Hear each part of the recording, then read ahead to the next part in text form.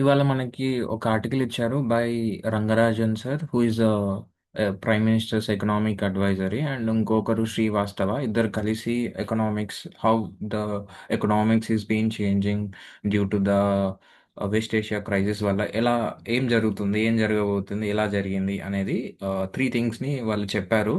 In pointers చెప్పారు. So this is very important for economy. So ఈరోజు మనం ఈ ఆర్టికల్ ఓపెన్ చేయబోతున్నాం. ఫస్ట్ చూస్తే ఆ క్రైసిస్ ఏదైతే మనకి ఆయిల్ క్రైసిస్ అనేది ఉందో, బికాజ్ వెస్ట్ ఏషియా ఈ ఆ, వెస్ట్ ఏషియా ఇరాన్ ఇరాక్ ఈ కంట్రీస్ నుంచి మనం ఆయిల్ అనేది ఇంపోర్ట్ చేసుకుంటున్నాం. సో ఇంపోర్ట్ చేసుకోవడం వల్ల ఏమవుతుంది అంటే అక్కడ స్టేట్ ఆఫ్ హార్మోస్ని మూవ్ చేస్తున్నారు. మూవ్ చేస్తే అక్కడున్న షిప్స్ మన ఆ, ఇండియాకి రావడం కష్టమైపోతుంది అనమాట. సో దానివల్ల ఏమవుతుందంటే యాక్చువల్లీ ఏంటంటే ఇండియా అనేది ఆ, ఒక 41 కంట్రీస్ నుంచి ఆయిల్ అనేది ఇంపోర్ట్ చేసుకుంటుంది అనమాట. సో 41 కంట్రీ మనం ఆయిల్ కోసం ఒక 41 కంట్రీస్ మీద డిపెండ్ అవుతున్నాం. అండ్ రీసెంట్లో ఏమవుతుందంటే చాలా డిపెండెన్సీ అనేది ఇంకా పెరిగిపోయింది. అండ్ ఆయిల్ ఎందుకు అంత ముఖ్యం అంటే first number one is transportation. Second ఏంటంటే ఇండియా అనేది ఫర్టిలైజర్స్, ఇప్పుడు మనకి పాడి పంటలు అన్ని పండాలంటే కరెక్ట్గా ఫర్టిలైజర్స్ అనేవి కావాలి. ఆ ఫర్టిలైజర్స్లో లైక్ కెమికల్స్ ఇవన్నీ ఎలా తయారవుతాయి అంటే ఫ్రమ్ ద క్రూడ్ ఆయిల్. ఈ క్రూడ్ ఆయిల్ నుంచి డిఫరెంట్ డిఫరెంట్ మెకానిజమ్స్తో ఎక్స్ట్రాక్ట్ చేసి మనం వాడుకుంటాం.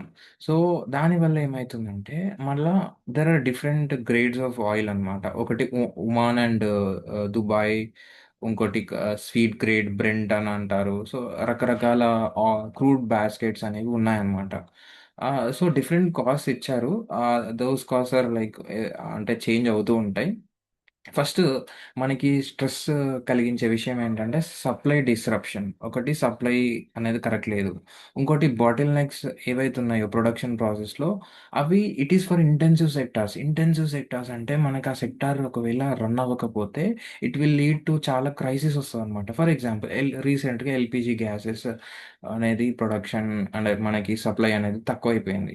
So that is intensive sector. ఇప్పుడు దాని ఇంటెన్సివ్ సెక్టార్ అని ఎందుకన్నామంటే ఒక ఎల్పిజి సిలిండర్ అనేది ఒక ఇంట్లో లేకపోతే, ఒక హాస్టల్లో లేకపోతే, ఒక హాస్పిటల్లో లేకపోతే మెనీ పీపుల్ విల్ సఫర్. చాలా మంది సఫర్ అవుతారు దానివల్ల. ఇంకోటి ఏంటంటే ఇప్పుడు చాలా బిల్డింగ్స్ ఏది కట్టాలన్నా you need a gas. You need gas కావాల్సిందే. అన్నం తినాలన్నా మనం గ్యాస్ ముట్టియాల్సిందే. ఓకేనా? సో ఇట్స్ కైండ్ ఆఫ్ ఎందుకంటే మనకి ఆల్టర్నేటివ్ రిసోర్సెస్ ఏవైతే రెన్యూవబుల్ రిసోర్సెస్ లైక్ సోలార్ కానీ విండ్ కానీ హైడ్రల్ కానీ అవి those are not that much reliable ఇండియాలో. అంటే కొన్ని ప్లేసెస్లో they are highly reliable. But ఇంకా మనం అంత అడ్వాన్స్డ్ స్టేజ్కి వెళ్ళలేదు కాబట్టి ఆయిల్ అనేది ఇంకా it is still we dependent on India. We dependent on other countries. So ఇంకోటి ఏంటంటే ఇప్పుడు మనకి జూన్ జూలైలో ఖరీఫ్ క్రాప్స్ అనేవి will start from June, right? అంటే సమ్మర్లో ఖరీఫ్, జూన్ టు సెప్టెంబర్ వరకు ఖరీఫ్ క్రాప్స్ అనేవి ఖరీఫ్ సీజన్ అనమాట. ఖరీఫ్ క్రాప్స్. సో దానికి ఫర్టిలైజర్స్ కావాలి, దానికి చాలా ఉన్నాయి. సో ఇవన్నీ కావాలంటే ఆయిల్ కావాలా. ఇంకోటి ఏంటంటే ట్రాన్స్పోర్టేషన్. సో ఏది ఎక్కడి నుంచి ఒక వస్తువు, ఒక మిల్క్ ప్యాకెట్ కానీ, ఒక ఫోన్ కానీ, ఒక ఫ్లిప్కార్ట్ అమెజాన్ నుంచి ఏదో ఒక ప్రోడక్ట్ నువ్వు తెచ్చుకుంటున్నావు అంటే యు నీడ్ ఏం కావాలి నీకు? నీకు ఒక ఒక వెహికల్ కావాలి. ఒక బస్సో, లేకపోతే ఒక ట్రాలీయో, లేకపోతే ఒక లారీయో ఏదో కావాలి. అంత హెవీ హెవీ వెహికల్స్ ఇప్పుడు సోలార్ పవర్డ్ అయితే రాలేదు. కాబట్టి సో వాటి మీద మనం డిపెండ్ అవ్వాల్సి వస్తుంది. సో ఆయిల్ ప్రైజెస్ పెరుగుతాయి. పెట్రోల్, డీజిల్ ప్రైజెస్ పెరిగితే ఏమవుతుంది? ట్రాన్స్పోర్టేషన్ ఛార్జీలు పెరుగుతాయి. ట్రాన్స్పోర్టేషన్ ఛార్జీలు పెరిగితే ఏమవుతుంది? ఆ ప్రోడక్ట్, ఒక్కొక్క ప్రోడక్ట్ మీద నీకు సపోజ్ ఒక బస్తా నువ్వు రాజస్థాన్ నుంచి ఇక్కడ తేవాలి. ఇంతకుముందు రూ. 50 అయ్యేటి, ఇప్పుడు రూ. 100 అయ్యేది. కాబట్టి ఇప్పుడు రూ. 100 అయితే నీకు ఆ ట్రాన్స్పోర్టేషన్ ఛార్జ్ కూడా నువ్వు కస్టమర్ మీద భారం అనేది పడుతుంది. సో అదొక ప్రాబ్లం. ఇంకోటి ఏంటంటే ఇండియా అనేది both demand and supply sides నుంచి ప్రాబ్లం వస్తుంది. ఎందుకంటే ఆ, ఇప్పుడు వెస్ట్ ఏషియా క్రైసిస్ వస్తే ఒక వెస్ట్ ఏషియా ఒకటి స్లో కాదు ఎకనామీలో, మిగతా అన్ని కంట్రీస్ కూడా స్లో అవుతాయి. ఎందుకంటే ఒక కంట్రీ ఇంకో కంట్రీ మీద డిపెండ్ అయి ఉంది. అట్లా డిపెండ్ అయినప్పుడు ఆ, అట్లా డిపెండ్ అయినప్పుడు ఏమవుతుంది? Problem, there will be a problem, right? Problem ఎందుకు అవుతుందంటే ఫర్ ఎగ్జాంపుల్ నేను ఒకటి ఇంపోర్ట్ చేసుకుంటా లేదా ఎక్స్పోర్ట్ చేసుకుంటా. రైట్? నాకేది ఇంపోర్ట్ చేయాలి, ఏది ఎక్స్‌పోర్ట్ చేయాలి అనేది ఇప్పుడు నేను బొమ్మలుంటాయి. బొమ్మలనేది నేను ఎక్స్‌పోర్ట్ చేయను. అలా అని ఇంపోర్ట్ కూడా చేసుకోను. బికాజ్ నాకు ప్రైమరీ థింగ్ ఇప్పుడు కావాల్సిందేంటి అంటే ఆయిల్. నాకు ఆయిల్ కావాలి. నాకు గ్యాస్ కావాలి. అంటే ఒక మనిషి పుట్టడానికి, పెరగడానికి కూడు, గూడు, గుడ్డ ఈ these are the primary things. First ఈ ప్రైమరీ థింగ్స్ మీద ఫోకస్ చేయడం వల్ల ఆల్రెడీ ప్రైమరీ థింగ్స్ వల్ల కాస్ట్ పెరుగుతుంది కాబట్టి మిగతా దాంట్లో ఇంపోర్టింగో, ఎక్స్‌పోర్టింగో చెయ్యను.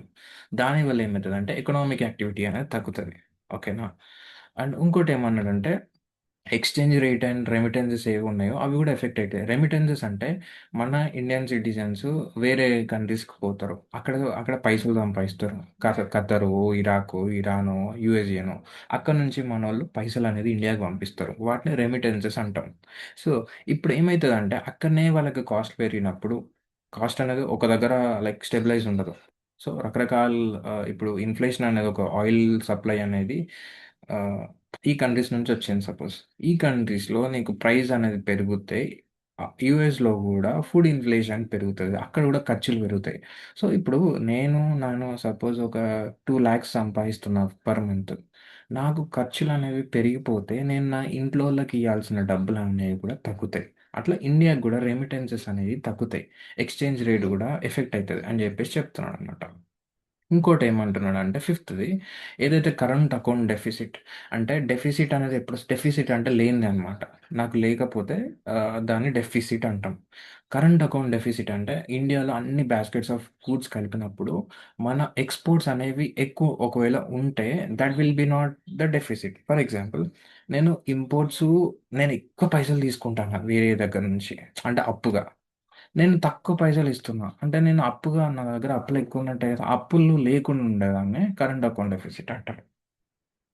డెఫిసిట్ అంటే అప్పులున్నట్టే. సో, ఎక్స్‌పోర్ట్స్, ఇంపోర్ట్స్ యొక్క ఇంబాలెన్స్ అయినప్పుడు మనకి కరెంట్ అకౌంట్ డెఫిసిట్ అంటే అప్పులనేవి పెరుగుతాయన్నమాట. సో, అప్పులు is not direct. It's an indirect like connotation to understand this. So, ఇంకోటేంటంటే ఆహ్, ఆయిల్ మార్కెట్స్ అంటే మనం సిటిజన్స్ నార్మల్‌గా ఏం ఆలోచిస్తారు అంటే ఆయిల్ ప్రైజెస్ పెరగట్లే గదా! అంతే ఉంటున్నాయి గదా! అంటే గవర్నమెంట్ ఆఫ్ ఇండియా ఏం జేషిందంటే ఏవైతే టాక్సెస్ ఉంటాయో విచ్ ఈస్ బై గవర్నమెంట్ అవి తగ్గిచ్చింది. ఎందుకు తగ్గిచ్చింది అంటే డిఫరెంట్ స్టేట్స్‌లో మనకి ఎలక్షన్స్ అనేవి ఉన్నాయి. ఇప్పుడు వెస్ట్ బెంగాల్‌లో ఎలక్షన్స్ ఉన్నాయి.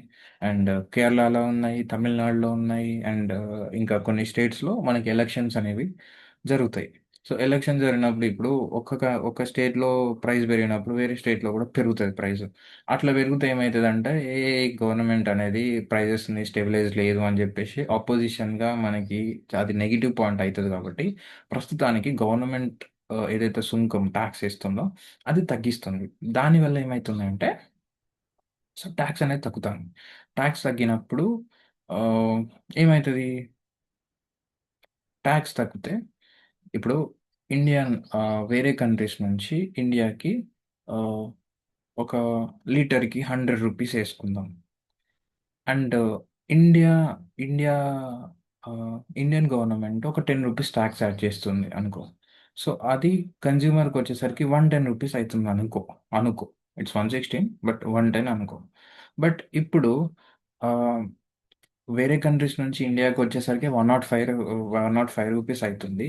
ఇంతకుముందు టాక్స్ ఏసేది రూ. 10 అనుకుంటే, ఆ టాక్స్‌ని తగ్గిస్తది. ఇంటూ రూ. 5 అంటే ప్రైస్ అనేది అంతే ఉంటది గదా!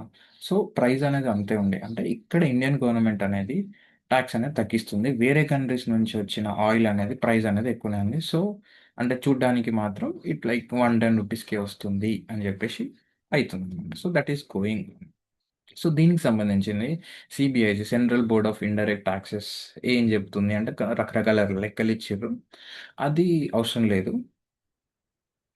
So, food and fertilisers and petroleum subsidies ఏదైతుందో ఈ 26, 27 బడ్జెట్ ఎస్టిమేట్స్ ప్రతిసారి మనం బడ్జెట్ ఎస్టిమేట్స్ ఇస్తాం. దానికంటే ఎక్కువుండే అవకాశాలనేది చాలా ఎక్కువగా కనిపిస్తుంది అని జెప్పేసి చెప్తుంది.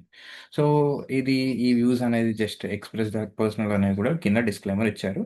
So, this is all about the thing. So, ఒక యుక్రెయిన్‌లోనో, లేకపోతే ఒక ఇరాన్‌లోనో, ఇరాక్‌లోనో ఏదో ఒక సప్లై చైన్ అంటే ఒక ఒక ప్రొడక్ట్ ప్రోడక్ట్ గానీ, రా మెటీరియల్ గానీ, ఒక ప్లేస్ నుంచి ఇంకో ప్లేస్‌కి ఎళ్ళే వేనే సప్లై చైన్ అంటారనమాట. అది ఎక్కడ తెగిపోయినా, ఎక్కడ మనకి స్టాపేజ్ ఒచ్చినా గానీ, మొత్తం డిఫరెంట్, డిఫరెంట్ కంట్రీస్ అనేది ఎఫెక్ట్ అయితాయి. సో, దాన్నే సప్లై చైన్ డిస్రప్షన్ అంటారనమాట. సో, ఒక్క కంట్రీ ఆహ్, ఒక కఠిన నిర్ణయం అనేది తీసుకుంటే, అది గ్లోబల్‌గా ఎఫెక్ట్ అయితది. ప్రైజెస్ పెరగొచ్చు. చాలా ప్లేసెస్‌లో ప్రైజెస్ పెరుగుతాయి. దానివల్ల ఏమైతదంటే ఈ జాబ్స్ అన్‌ఎంప్లాయ్‌మెంట్ అనేది గూడా పెరిగే అవకాశాలుంటాయి. ఎందుకంటే, ఇప్పుడు ఒక ప్రొడక్ట్ మీద ప్రైజెస్ అనేది చాలా పెరుక్కుంటూ పోతే అప్పుడేమైతది? కంపెనీస్‌కి కాస్ట్ అనేది ఎక్కువవుతది. కాస్ట్ అయినప్పుడు వాళ్ళు కాస్ట్ కట్టింగ్ జేసుకోవడానికి ట్రై జేస్తారు. సో, జాబ్ లాసెస్ అనేది కూడా రీసెంట్‌గా మనం సాఫ్ట్‌వేర్‌లో డిఫరెంట్, డిఫరెంట్ థింగ్స్‌లో మనం చూస్తూ ఉన్నాం అన్‌ఎంప్లాయ్‌మెంట్. ఆర్ ఎల్స్ ఏమైతదంటే వాడు త తక్కువ డబ్బులకి ఇచ్చి పని జేపిచ్చుకునే లైక్ ధోరణిలో వెళ్ళే అవకాశాలుంటాయి. So, this is all about the overall perspective of the state of Hormuz and how the అంటే ఆయిల్ ఒక దగ్గర కొంచెం అటు ఇటు అయితే ఓవరాల్‌గా గ్లోబల్‌గా ఎలా ఎఫెక్ట్ అవుతది అనడానికి this article is just like thought. So, అది ఓవరాల్ సమ్మరీ టైప్ చెప్పాను and almost every point is included in what ever I have said. So, thank you. Have a good day.